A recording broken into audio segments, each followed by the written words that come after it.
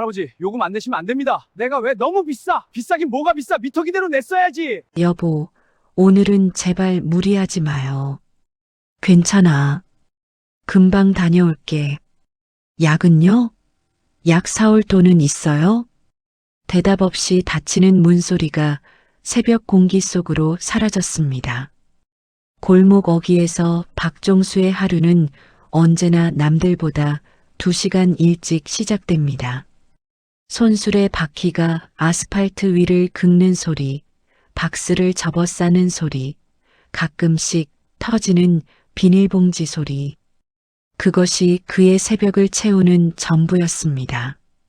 손마디는 오래전부터 굵어질 대로 굵어져 있었습니다. 젊은 날 공장에서 보낸 세월, 중년에 뛰어들었다. 실패한 작은 가게, 그리고 자식들에게 손 벌리기 싫어 스스로 택한 눈길까지. 종수의 손에는 그 모든 시간이 새겨져 있었습니다. 굳은 살이 박인 손바닥, 추위에 터진 손등, 그럼에도 폐지 묶음을 단단히 붙드는 힘. 그 힘 하나로 그는 매일 아침을 버텼습니다. 서울 외곽의 이 골목은 재개발 바람이 한 번 훑고 지나간 자리였습니다. 새로 들어선 아파트 단지 옆으로 낡은 빌라들이 어깨를 맞대고 서 있었고, 그 사이사이 좁은 골목마다 종수 같은 사람들의 손술에 바퀴 자국이 시멘트 바닥에 옅게 패여 있었습니다. 이른 아침엔 편의점 앞 박스, 다가구 주택 앞 종이 더미, 음식점 뒷골목 묶음들을 차례로 훑쳤습니다. 한 골목을 도는데 걸리는 시간은 약 1시간. 그렇게 세 골목을 돌아야 고물상에 넘길 만큼의 양이 됐습니다. 오늘따라 수확이 좋지 않았습니다. 요즘은 경쟁자가 늘었습니다. 조금만 늦어도 누군가 먼저 쓸어가 버리는 탓에 종수보다 1시간 더 일찍 나오는 이들도 생겼습니다. 그는 말없이 수레를 끌며 골목을 더 안쪽으로 파고들었습니다. 발걸음은 느렸지만 눈은 빠릿하게 움직였습니다. 담벼락 아래 찌그러진 박스 하나, 전봇대 옆에 쌓인 신문지 묶음, 가게, 셔터 앞에 누군가 내다버린 종이 상자들. 하나하나 집어들 때마다 손수레가 조금씩 무거워졌습니다. 고물상 저울에 올라간 무게는 18kg. 주인 노인이 계산기를 두드리더니 종이 쪽지를 내밀었습니다. 3,600원. 종수는 그 돈을 조용히 주머니에 넣었습니다. 더도 덜도 아닌 그 액수를 두고 아무 말도 하지 않았습니다. 이 일을 제기하는 법도, 더 달라고 흥정하는 법도 이미 오래전에 잊어버린 사람처럼. 집으로 돌아오는 길에 그는 약국 앞에서 발길을 멈췄습니다. 유리창 너머로 약사가 손님과 이야기를 나누고 있었습니다. 그는 잠시 유리에 비친 자신의 모습을 바라보았습니다. 먼지 앉은 낡은 점퍼, 바래진 모자, 손수레를 쥔 두 손. 약값은 7,000원이었습니다. 오늘 번 돈으로는 절반도 되지 않았습니다. 그는 시선을 거두고 다시 수레를 끌었습니다. 내일은 더 일찍 나와야겠다. 그 생각 하나를 가슴에 꾹 누르며 좁은 골목 끝 연립주택 1층. 녹이 쓴 철문을 열고 들어서면 작은 마당이 있었습니다. 마당이라기보다는 좁은 틈새에 가까웠습니다. 화분 2개, 낡은 플라스틱 의자 하나, 그리고 처마 끝에 걸린 빨래들. 안에 이말자가 손수 심은 화분에는 이름 모를 풀이 억척스럽게 자라고 있었습니다. 종수는 매일 그 풀을 보며 아내를 떠올렸습니다. 어떤 흙에서도 자라는 것, 어떤 환경에서도 버티는 것, 그것이 말자와 닮았다고 생각했습니다. 방 안에서는 낮은 기침 소리가 새어나왔습니다. 처음엔 감기인 줄 알았습니다. 3달 전부터 장기침이 잦아지더니 어느 날부터는 밤사이 이불을 흠뻑 적실 만큼 식은 땀을 흘리기 시작했습니다. 병원에 가자고 했을 때 말자는 손을 내저었습니다. 괜찮다고, 나이 들면 다 그런 거라고. 하지만 종수는 알았습니다. 아내의 입술이 점점 파래지고 조금만 걸어도 숨이 차오른다는 것을. 밥상을 차리다 잠깐 멈추고 벽을 짚는 순간을 그가 모른 척했을 뿐이지 다 보고 있었다는 것을. 약을 제때 먹이지 못하는 날이 늘어났습니다. 가끔은 약을 반으로 쪼개어 이틀치로 나눠 먹이기도 했습니다. 그럴 때마다 말자는 아무 말도 하지 않았습니다. 눈치를 챘는지 아니면 모른 척하는 건지. 두 사람은 서로 알면서 모르는 척하는 오랜 부부의 방식으로 그 가난을 견뎌냈습니다. 종수는 부엌에서 라면을 끓였습니다. 냄비에 물을 올리고 스프를 반만 넣었습니다. 말자의 짠 것을 삼가야 한다는 의사 말이 기억났기 때문입니다. 면이 익는 동안 그는 창밖을 바라보았습니다. 골목 건너 편의점에 불이 켜지고 학생 하나가 뛰어들어가는 모습이 보였습니다. 세상은 그렇게 아무 일도 없다는 듯 돌아가고 있었습니다. 상을 들고 방으로 들어갔을 때 말자는 이불을 턱까지 올린 채 창밖을 바라보고 있었습니다. 종수가 상을 내려놓자 그쪽으로 고개를 돌렸습니다. 눈밑이 어제보다 더 거무스름해 보였습니다. 볼은 눈에 띄게 꺼져 있었습니다. 많이 힘들어? 말자는 괜찮다는 듯 고개를 저었습니다. 그러나 수저를 들려는 손이 미세하게 떨리고 있었습니다. 종수는 그 손을 잠시 바라보다가 아무 말 없이 숟가락을 집어 국물을 떠서 먼저 불었습니다. 오래된 습관이었습니다. 말자가 젊었을 때부터 뜨거운 것을 잘 못 먹었고 종수는 언제나 먼저 불어주는 사람이었습니다. 40년이 넘는 세월 동안 변하지 않은 것 중 하나였습니다. 그날 밤 종수는 말자가 잠든 뒤에도 오래 앉아 있었습니다. 손에는 구겨진 지폐 몇 장. 내일 고물상을 한 번 더 들르면 모레쯤이면 약값을 마련할 수 있을 것 같았습니다. 그는 그 돈을 세고 또 세었습니다. 숫자는 달라지지 않았지만 그것이 그가 할 수 있는 전부였기에 멈출 수가 없었습니다. 형광등 하나가 깜빡이다 꺼졌습니다. 어둠 속에서 말자의 숨소리가 들렸습니다. 고르지 않은 조금 거친 그러나 살아있는 소리였습니다. 종수는 그 소리를 들으며 눈을 감았습니다. 다음 날 오후 날씨는 맑았습니다. 종수는 오전 내내 두 골목을 더 돌았고 고물상에 들러 어제보다 조금 나은 금액을 손에 쥐었습니다. 5,200원. 약값에는 여전히 모자랐지만 내일 오전치를 더하면 될 것 같았습니다. 그는 가벼운 마음으로 귀가하지는 않았습니다. 가벼운 마음이란 것이 허락되지 않는 삶을 오래 살아왔기 때문입니다. 다만 조금, 아주 조금 어깨가 덜 무거운 느낌이었습니다.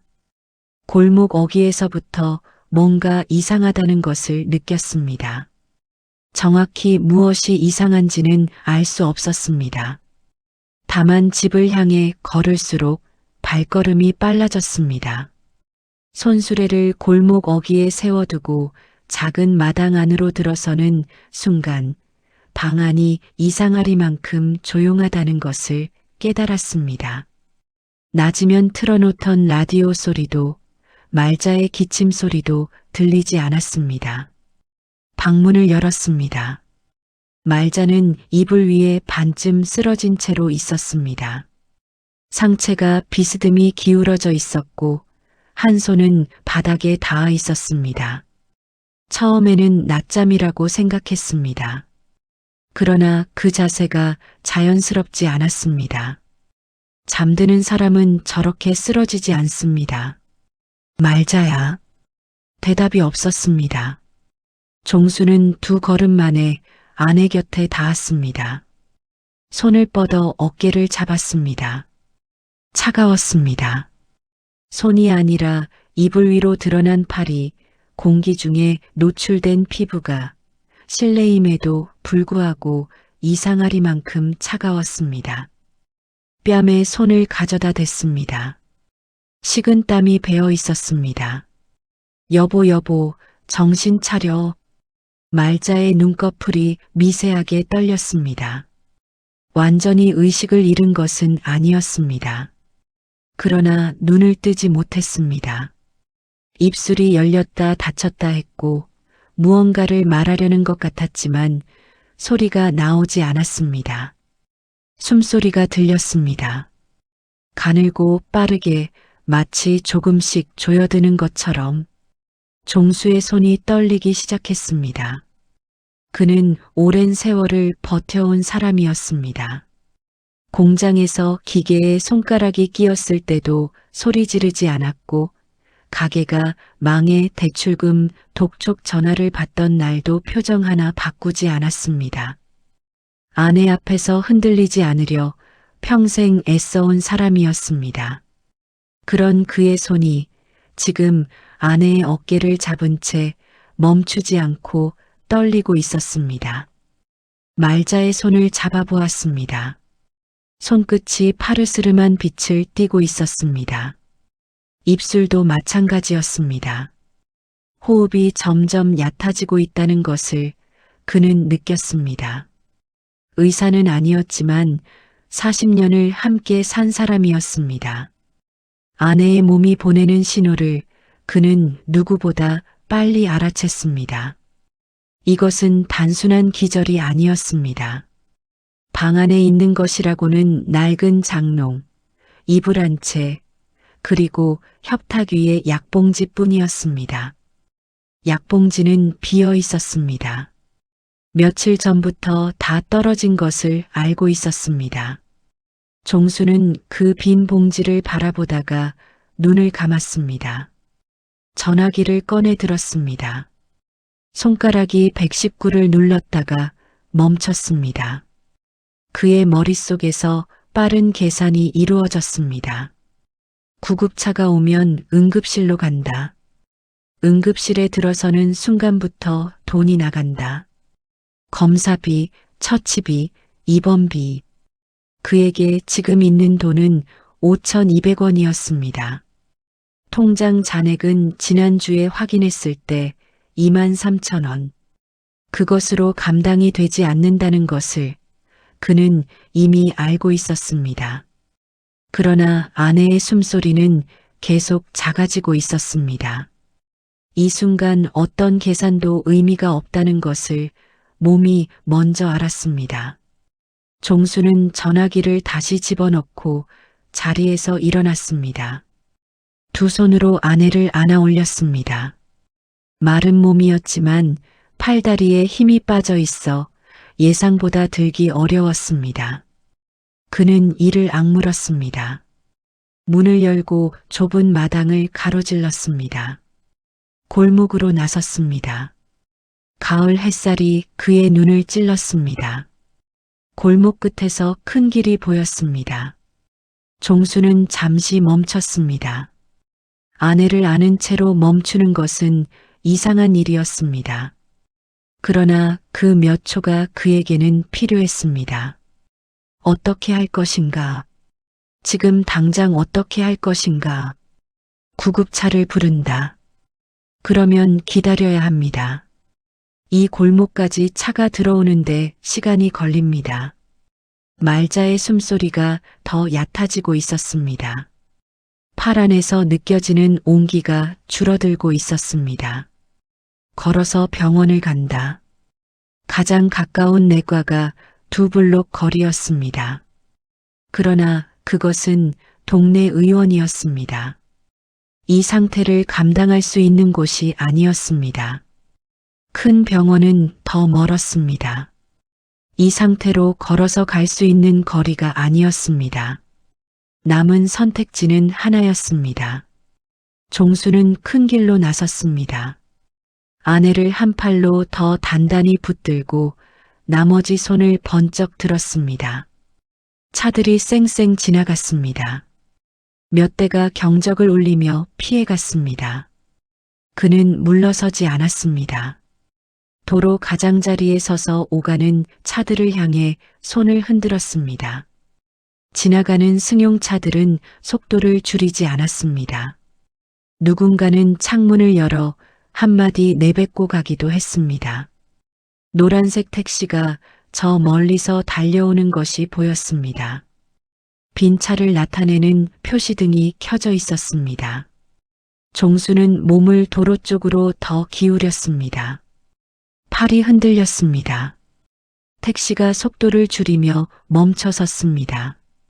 그는 뒷문으로 달려갔습니다. 문을 열고 아내를 먼저 눕히다시피 태웠습니다. 그리고 뒤따라 올라탔습니다. 문이 닫혔습니다. 차 안의 공기가 달랐습니다. 히터 냄새, 방향제 냄새, 그리고 일상의 냄새. 그것이 갑자기 너무 멀게 느껴졌습니다. 운전석에서 기사가 백미러를 통해 뒷좌석을 확인했습니다. 그것이 최기현이었습니다. 15년 경력의 택시 기사였습니다. 서울 시내를 달린 거리만 해도 지구를 몇 바퀴는 돌고도 남을 만큼이었습니다. 그는 하루에도 수십 명의 승객을 태웠고 그 과정에서 웬만한 것에는 놀라지 않는 사람이 되었습니다. 취객도 싸우는 커플도 울면서 타는 사람도 봐왔습니다. 그러나 지금 뒷좌석의 광경은 달랐습니다. 노인 하나가 또 다른 노인을 안고 있었습니다. 안긴 쪽의 얼굴이 창백했습니다. 숨소리가 거칠게 들렸습니다. 기어는 백미러에서 눈을 거뒀습니다. 그리고 기어를 넣었습니다. 종수는 아내의 손을 양손으로 감쌌습니다. 비볐습니다. 열을 전하려는 것처럼, 살아있다는 것을 알려주려는 것처럼 손끝이 아직 따뜻했습니다. 그것만 확인하면 됐습니다. 어디로 모실까요? 기현의 목소리는 낮고 건조했습니다. 군더더기 없는 질문이었습니다. 가까운 병원 제발 빨리요. 그것이 종수가 내뱉을 수 있는 전부였습니다. 기현은 더 묻지 않았습니다. 그는 내비게이션을 손가락으로 몇 번 두드렸습니다. 가장 가까운 응급실까지의 경로가 떴습니다. 2.4km, 신호를 다 지키면 약 8분. 그는 출발했습니다. 차가 큰 길로 합류했습니다. 종수는 뒷좌석에서 아내를 반쯤 안은 자세로 앉아 있었습니다. 말자의 머리가 그의 어깨에 기대어 있었습니다. 눈은 감겨 있었지만 입술이 가끔 미세하게 움직였습니다. 무언가를 말하려는 건지 아니면 그냥 반응인 건지 알 수 없었습니다. 종수는 그 입술을 바라보며 귀를 기울였습니다. 아무 소리도 들리지 않았습니다. 빨리 와야 할 텐데. 혼잣말처럼 내뱉은 것이 차 안에 울렸습니다. 기현은 들었는지 못 들었는지 반응하지 않았습니다. 그저 앞을 바라보며 운전했습니다. 신호가 빨간불로 바뀌었습니다. 기현이 브레이크를 밟았습니다. 종수는 이를 악물었습니다. 몇 초가 이렇게 길게 느껴진 적이 있었던가. 신호등이 파란불로 바뀌는 순간 기현은 가속 페달을 밟았습니다. 차선을 바꾸지는 않았습니다. 과속을 하지도 않았습니다. 다만 가능한 속도의 한계 안에서 가장 빠른 선택을 했습니다. 그것이 15년 경력의 방식이었습니다. 차 안은 조용했습니다. 라디오는 꺼져 있었습니다. 기현이 아까 손님을 태우기 직전에 껐습니다. 이유는 설명하기 어려웠습니다. 다만 지금 이 차 안에 음악이 흐르는 것이 맞지 않는다고 생각했습니다. 종수는 계속 뒤를 돌아보지 않았습니다. 아내에게서 눈을 떼지 않았습니다. 말자의 호흡이 안정되지 않았습니다. 가끔 숨이 멎는 것처럼 느껴지다가 다시 이어졌습니다. 그때마다 종수의 가슴도 같이 조였습니다. 수십 년을 살아온 두 사람의 몸이 여전히 연결되어 있는 것처럼 한 사람의 숨이 흔들리면 다른 사람도 같이 흔들렸습니다. 기현의 눈이 백미러를 스쳤습니다. 노인의 손이 아내의 손을 쥐고 있는 것이 보였습니다. 그 손이 떨리고 있었습니다. 기현은 다시 앞을 바라봤습니다. 골목길에서 어린아이가 갑자기 튀어나왔습니다. 기현이 순간 핸들을 꺾었습니다. 차가 살짝 흔들렸습니다. 뒷좌석에서 말자의 몸이 기울어졌고 종수가 반사적으로 두 팔로 감쌌습니다. 아이는 놀라서 도로 안으로 들어갔습니다. 아무 일도 없었습니다. 기현은 브레이크를 다시 밟았다가 가속했습니다. 종수는 아내를 더 단단히 안았습니다. 병원까지 남은 거리가 줄어들고 있었습니다. 내비게이션 화면에 숫자가 바뀌었습니다. 800m. 종수는 그 숫자를 바라봤습니다. 처음으로 어깨에서 힘이 조금 빠졌습니다. 아직 끝난 것은 아무것도 없었지만 끝에 어딘가가 보이기 시작했습니다. 그 순간 손가락이 주머니 안을 더듬었습니다. 반사적인 행동이었습니다. 도착하면 요금을 내야 한다는 생각이 어디선가 떠오른 것입니다. 손가락이 주머니 안쪽을 쓸었습니다. 지폐에 감촉이 있어야 할 자리에 아무것도 없었습니다.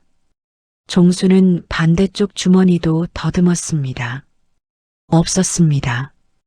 바지 뒷주머니를 확인했습니다. 없었습니다. 지갑이 없었습니다. 지갑을 두고 나왔다는 사실을 깨닫는 데는 그리 오랜 시간이 걸리지 않았습니다. 오늘 아침 고물상에서 돈을 받았을 때 바지 주머니에 구겨 넣었는데 집에 들어와 상을 차리다가 협탁 위에 올려두었던 기억이 났습니다. 지갑이 따로 있는 사람이 아니었습니다. 봉투나 주머니에 넣고 다니는 것이 습관이었는데 오늘은 말자를 안아 올리는데 정신이 팔려 아무것도 챙기지 못했습니다. 돈이 없었습니다. 손가락이 주머니 안을 몇 번이고 더 쓸었습니다. 혹시 구겨진 1,000원짜리 하나라도 끼어 있기를 바라며. 그러나 주머니는 비어 있었습니다. 종수의 눈이 잠깐 차창 밖으로 향했습니다. 골목이 지나가고 있었습니다. 건물들이 지나갔습니다. 속도는 충분했습니다. 곧 도착할 것이었습니다. 도착하면 어떻게 할 것인가? 그 질문이 머릿속 안에서 크게 울렸습니다. 기사에게 사정을 말한다. 이 상황을 설명한다. 노인을 안고 탄 손님이 지갑을 두고 왔다고 말한다. 상식적으로는 이해받아야 하는 상황이었습니다. 그러나 종수는 그 상식적으로라는 말을 쉽게 믿지 않는 사람이었습니다. 오래 가난하게 살아온 사람은 압니다.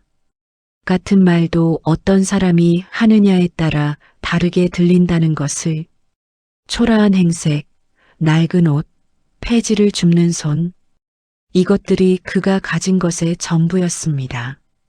그 모습으로 사정을 말하면 어떤 눈빛이 돌아오는지를 그는 이미 알았습니다. 말자의 숨소리가 다시 흔들렸습니다. 가슴이 불규칙하게 올랐다 내렸다 했습니다. 종수는 손을 아내의 가슴 위에 가만히 얹었습니다. 그 떨림을 손바닥으로 느꼈습니다. 불규칙했습니다. 그러나 멈추지는 않았습니다. 아직은. 기현은 앞만 보며 달렸습니다. 그는 승객이 무언가를 고민하고 있다는 것을 알아챘습니다. 백미러를 통해 보이는 것은 단편적이었지만 그 단편들이 하나의 그림을 이루고 있었습니다. 주머니를 더듬는 손, 굳어가는 얼굴, 아내에게서 시선을 떼지 못하면서도 어딘가 다른 곳에 신경이 쏠려 있는 그 눈빛. 기현은 택시 기사였습니다. 요금 없이 내리는 승객을 처음 보는 것이 아니었습니다. 젊은이들이 실수로 카드를 두고 왔다며 양해를 구할 때, 취객이 내리고 난 뒤 택시비를 흘리고 간 걸 발견할 때, 혹은 처음부터 달릴 생각으로 타는 사람을 감지했을 때, 그 모든 경험이 그에게 하나의 촉을 만들어 주었습니다. 직감이라기보다는 경험에서 비롯된 감각이었습니다. 지금 뒷좌석의 노인이 그 감각을 건드렸습니다. 그러나 기현은 아무 말도 하지 않았습니다. 병원이 코앞이었습니다. 내비게이션이 좌회전을 안내했습니다. 핸들을 꺾자 병원 건물이 시야에 들어왔습니다. 응급실이라고 적힌 붉은 표지판이 건물 측면에 달려 있었습니다. 그 글자가 거리가 줄어들수록 선명해졌습니다. 종수의 손이 다시 주머니를 더듬었습니다. 이번엔 다른 이유에서였습니다. 의식하지 못한 동작이었습니다. 몸이 기억하는 습관, 계산하는 습관, 어떻게든 방법을 찾으려는 습관이 그렇게 표출됐습니다. 그러나 주머니는 여전히 비어 있었습니다. 차가 응급실 입구 앞에 멈췄습니다. 기현이 미터기를 눌렀습니다. 숫자가 떴습니다. 종수는 그 숫자를 보지 않았습니다. 그의 눈은 응급실 출입문을 향해 있었습니다. 유리문 너머로 흰 가운을 입은 사람들이 움직이는 것이 보였습니다. 거기까지만 가면 됐습니다. 차 문을 열었습니다.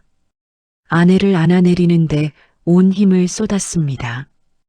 두 발이 아스팔트에 닿는 순간 종수는 멈추지 않았습니다. 멈출 수 없었습니다. 뒤에서 기사의 목소리가 들렸지만 그 소리보다 말자의 숨소리가 더 크게 들렸습니다. 그는 응급실 문을 향해 달렸습니다. 정확히 달렸다고 말하기도 어려웠습니다. 아내를 아는 채로 할 수 있는 최대의 속도였습니다. 발이 엉켰습니다. 한번 비틀거렸습니다. 그래도 멈추지 않았습니다. 문이 열렸습니다. 형광등 빛이 쏟아졌습니다. 그리고 뒤에서 기현의 목소리가 선명하게 울렸습니다.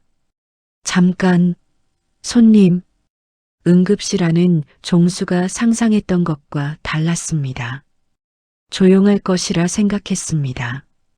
드라마에서 보던 것처럼 의사들이 긴박하게 달려오고 침대가 밀려나가고 모든 것이 일사불란하게 움직일 것이라 막연히 기대했습니다. 그러나 실제 응급실은 달랐습니다. 소란스러웠습니다. 대기 의자마다 사람이 앉아 있었고 커튼 너머에서 신음소리가 새어나왔으며 간호사들은 이미 다른 일에 분주했습니다. 종수는 안내 데스크를 향해 걸어갔습니다. 아내를 아는 채로 이쪽 좀 봐주세요. 제 아내가. 간호사가 고개를 들었습니다. 눈이 말자에게로 향했습니다. 잠깐이었습니다. 그러나 그 잠깐의 시선이 모든 것을 달리 만들었습니다. 간호사는 자리에서 일어나며 옆 동료를 불렀습니다. 휠체어가 나왔습니다. 말자를 눕히는 데는 두 사람의 손이 더해졌습니다. 언제부터 이러셨어요? 1시간쯤 됐어요. 쓰러져 있었어요. 기저질환 있으세요? 심장이 안 좋다고 했는데 정확히는 모르고요. 약은 먹고 있었는데 요즘 못 먹었어요. 말이 엉키고 있었습니다. 무엇을 먼저 말해야 하는지 알 수 없었습니다. 간호사는 그럼에도 빠르게 받아 적었습니다. 휠체어가 커튼 안으로 밀려 들어갔습니다. 그 순간이었습니다.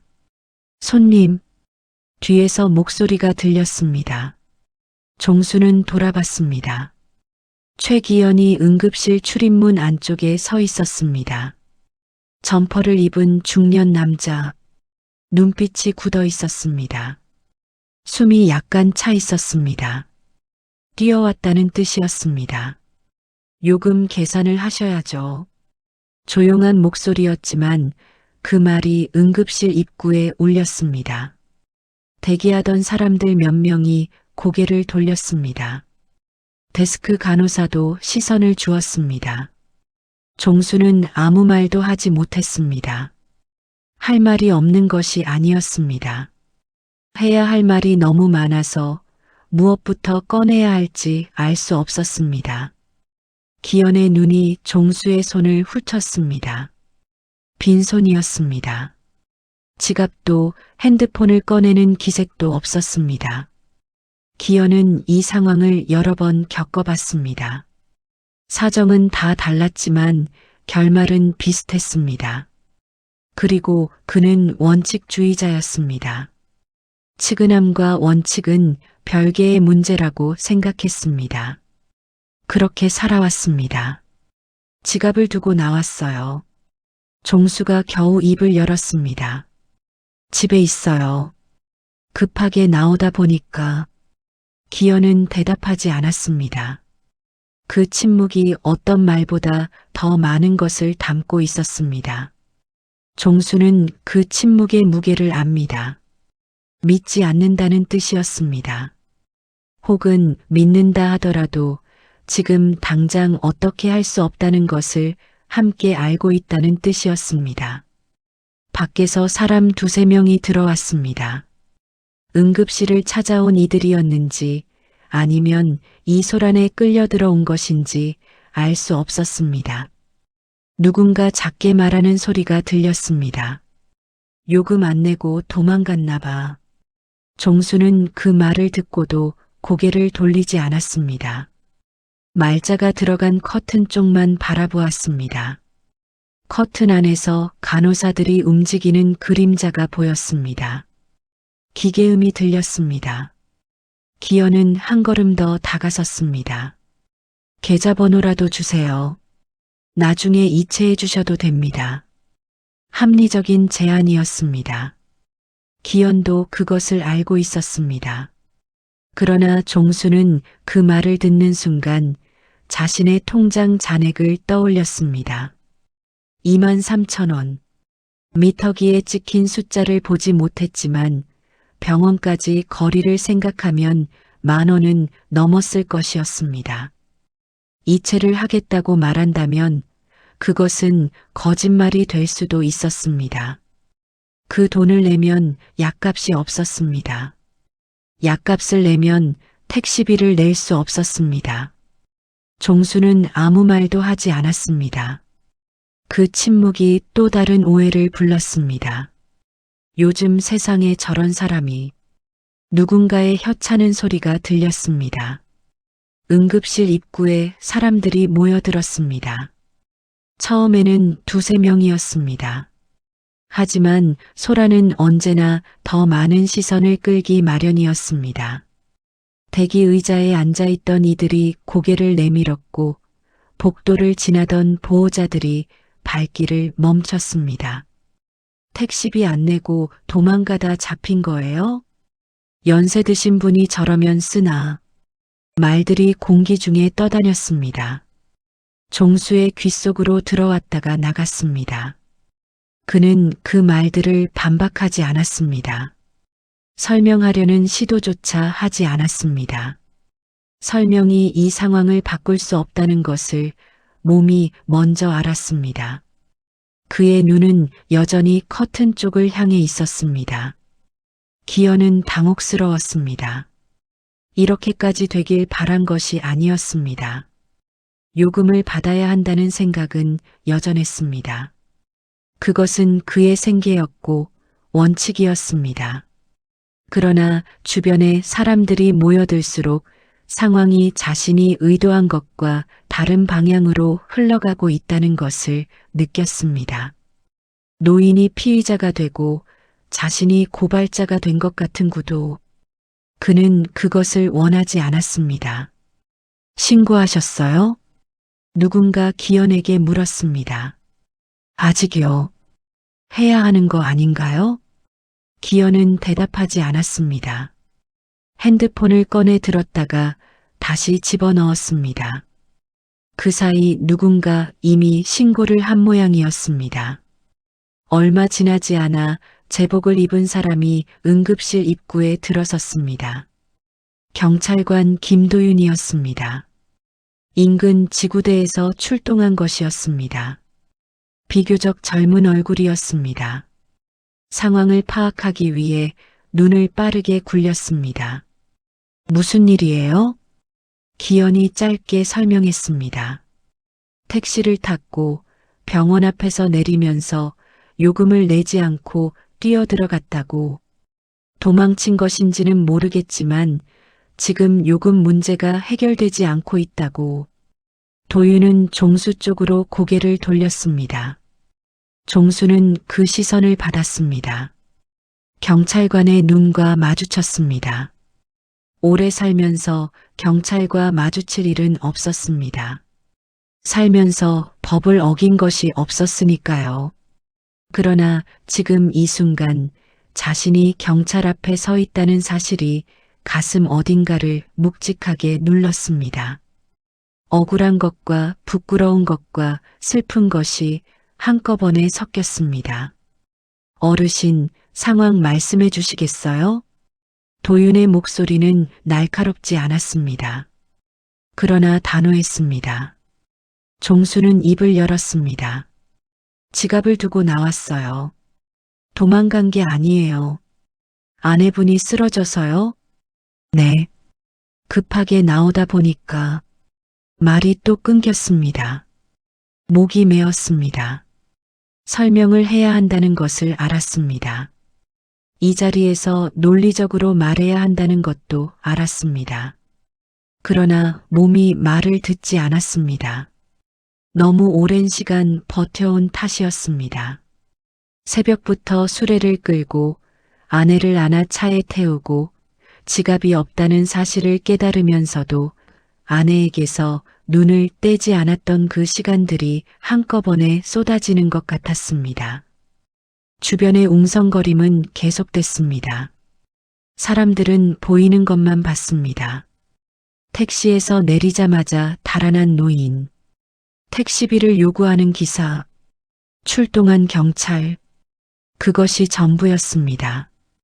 그 사이에 있었던 것들, 새벽의 손수레, 빈 약봉지, 차가워진 아내의 손, 비어있는 주머니, 그 모든 것들은 보이지 않았습니다. 보이지 않으니 없는 것과 같았습니다. 종수는 고개를 숙였습니다. 변명하지 않겠다는 것이 아니었습니다. 변명이라는 것이 이 자리에서 아무런 힘이 없다는 것을 알았기 때문이었습니다. 자신의 모든 사정을 설명한다 한들 사람들의 눈에 비친 장면은 달라지지 않았습니다. 그저 커튼 안에서 들려오는 소리에만 귀를 기울였습니다. 기계음, 발소리, 짧은 말소리들, 말자가 살아있다는 증거들이었습니다. 그것만이 지금 이 순간 종수가 붙들 수 있는 전부였습니다. 경찰이 옆에 있든 사람들이 손가락질을 하든 그것은 나중 일이었습니다. 말자가 저 커튼 너머에서 숨을 쉬고 있다는 것, 그것이 먼저였습니다. 그것이 전부였습니다.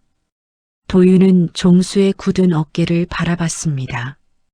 오랜 세월이 새겨진 등이었습니다. 구부러지지도 달아나지도 않고 그 자리에 서 있는 등이었습니다. 무언가가 설명되지 않은 채 남아있다는 느낌이 들었습니다. 그때였습니다. 응급실 커튼이 열렸습니다. 정막이 감돌던 응급실 대기실의 공기가 한순간에 찢어집니다. 육중한 수술실의 자동문이 좌우로 거칠게 열리며 창백한 안색의 간호사가 황급히 복도로 뛰어나옵니다. 그녀의 시선은 혼란스러운 표정으로 서 있는 사람들 사이를 훑다. 이내 초라한 차림의 종수에게 멈춰섭니다. 보호자분, 이말자 환자 보호자분 어디 계세요? 지금 당장 들어오셔야 합니다. 상황이 급변했어요.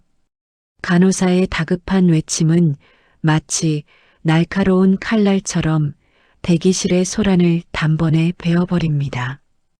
방금 전까지 종수를 파렴치한 무임승차범으로 몰아세우며 삿대질을 하던 사람들의 손가락이 허공에서 멈춥니다.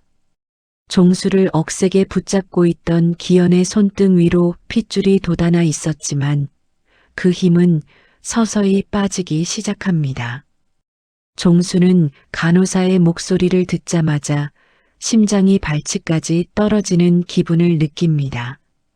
그는 절뚝이는 다리를 끌며 간호사에게 달려가려 하지만 너무 긴장한 탓인지 무릎에 힘이 풀려 바닥에 풀썩 주저앉고 맙니다. 그때 사람들의 시선은 바닥에 엎드러진 종수의 옷자락에 머물게 됩니다. 그의 낡은 점퍼 소매와 바지 무릎팍에는 붉은 핏자국과 함께 아내가 마지막으로 토해냈던 갈에 섞인 분비물의 흔적이 고스란히 묻어 있었습니다. 그것은 구차한 변명보다 더 확실한 증거였습니다. 종수가 왜 그토록 필사적으로 택시 문을 박차고 나갔는지, 왜 제정신이 아닌 사람처럼 병원으로 달려들어왔는지 그 더러워진 옷가지들이 말해주고 있었습니다.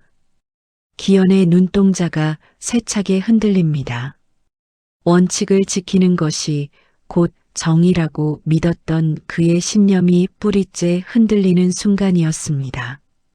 그는 자신이 붙잡고 있었던 것이 단순한 요금 미납자가 아니라 생사의 기로에 선 아내를 구하기 위해 자신의 온몸을 던진 한 남자의 절규였다는 사실을 깨닫습니다. 기현의 시선은 종수의 거친 손마디에 머뭅니다. 추위와 가난에 터져버린 손등, 그리고 아내를 업고 뛰느라 엉망이 된 낡은 신발.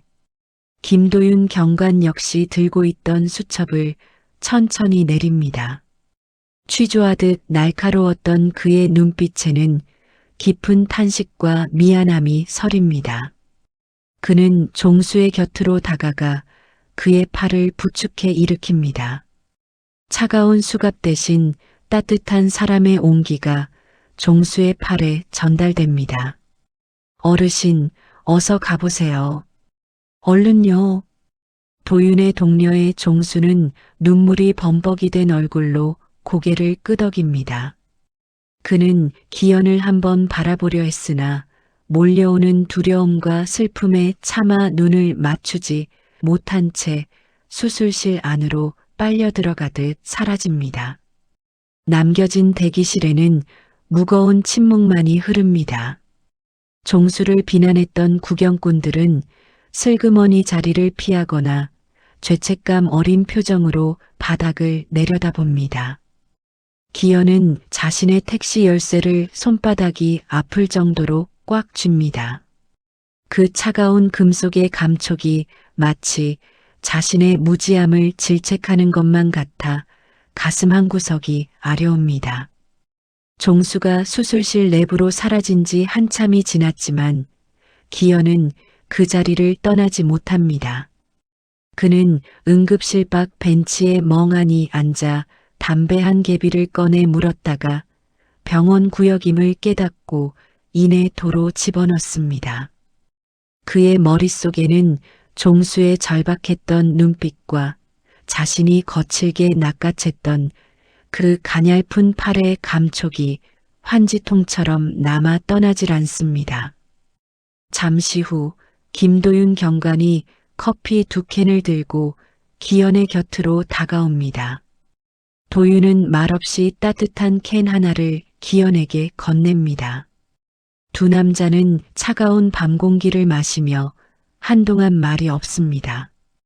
기사님, 어떻게 하실 겁니까? 일단 신고 접수는 되어 있는데. 도윤의 조심스러운 물음에 기현은 먼 하늘을 올려다봅니다. 야간 할증까지 붙어 꽤나 높게 찍혀있던 미터기 숫자가 떠오릅니다. 하루 꼬박꼬박 일해서 모으는 산업금과 가스비를 생각하면 결코 적은 돈이 아니었습니다. 하지만 지금 그에게 그 숫자는 아무런 의미가 없었습니다. 요금은 나중에 주세요. 아니, 안 주셔도 됩니다. 기현이 나직하게 뱉은 말에 도윤은 내심 안도하며 고개를 끄덕입니다. 기현은 자리에서 일어나 옷에 묻은 먼지를 털어냅니다. 그의 뒷모습은 아까보다 훨씬 가벼워 보였지만 동시에 한 인간으로서 느끼는 깊은 성찰이 담겨 있었습니다. 병원 로비 안쪽에서 종수가 힘없이 걸어 나오는 모습이 보입니다. 수술이 일단락된 모양인지 그의 표정에는 지독한 피로감과 함께 신락 같은 안도감이 섞여 있습니다. 기현과 눈이 마주치자 종수는 멈칫하며 멈춰섭니다. 그리고는 평생을 정직하게 살아온 사람만이 보일 수 있는 가장 비굴하고도 진실된 자세로 고개를 숙입니다. 죄송합니다. 정말 죄송합니다, 기사님. 제가 눈이 뒤집혀서 사람 도리를 못했습니다. 돈은 제가 어떻게든 마련해서. 종수의 목소리는 떨리고 있었습니다. 그는 자신의 가난이 타인에게 피해를 주었다는 사실에 아내의 생존만큼이나 큰 괴로움을 느끼고 있었습니다. 그 모습을 보던 기현은 종수의 앞으로 다가가 그의 거친 손을 덥석 잡습니다. 아닙니다, 어르신. 제가 죄송합니다. 아무것도 모르고 제가 사람을 너무 몰아세웠습니다. 사모님 수술은 잘 됐습니까? 종수는 예상치 못한 따뜻한 말에 결국 참아왔던 울음을 터뜨리고 맙니다. 아이처럼 어깨를 들썩이며 우는 노인의 곁에서 기현은 그저 묵묵히 어깨를 다독여줄 뿐입니다. 주변의 웅성거림은 이제 들리지 않습니다. 오직 두 남자 사이에 흐르는 무언의 용서와 이해만이 밤의 공기를 채웁니다. 김도윤 경관은 멀찍이서 그 광경을 지켜보다가 조용히 무전기를 켭니다. 상황 종료. 신고 취하되었습니다. 라는 짧은 보고와 함께 그는 사건 수첩을 덮습니다. 법과 원칙이 지배하는 세상이라지만 가끔은 그 법보다 높은 곳에 흐르는 사람의 진심이 세상을 움직인다는 것을 그는 다시 한번 가슴에 새깁니다. 사건이 있고 나서 며칠이 지났습니다. 계절은 어느덧 겨울의 문턱을 넘어섰고 병원 앞 가로수들은 옷을 다 벗어 던졌습니다. 기현은 여느 때와 다름없이 택시 운전대를 잡고 도로 위를 달리고 있었지만 그의 마음가짐은 예전과 조금 달라져 있었습니다. 손님을 태울 때마다 그들의 얼굴 너머에 있을 각자의 사연을 한 번 더 생각하게 된 것입니다. 그러던 어느 날 병원 앞 택시 승강장에서 기현은 낯익은 실루엣을 발견합니다. 며칠 전보다 훨씬 단정해진 차림의 종수가 누군가를 기다리는 듯 서성이고 있었습니다. 기현이 차를 멈추고 창문을 내리자 종수가 밝은 표정으로 달려옵니다. 기사님, 여기서 뵙네요. 한참 기다렸습니다. 종수의 손에는 세월의 흔적이 묻어 구겨진 흰 봉투 하나가 들려 있었습니다. 그는 그것을 기현의 손에 쥐어주려 합니다. 그날 정말 고마웠습니다. 이건 그때 못 드린 요금이랑 작지만 제 성의입니다. 공장에서 야근 좀 해서 보탰습니다. 기현은 봉투의 무게감을 느끼며 웃음을 짓습니다.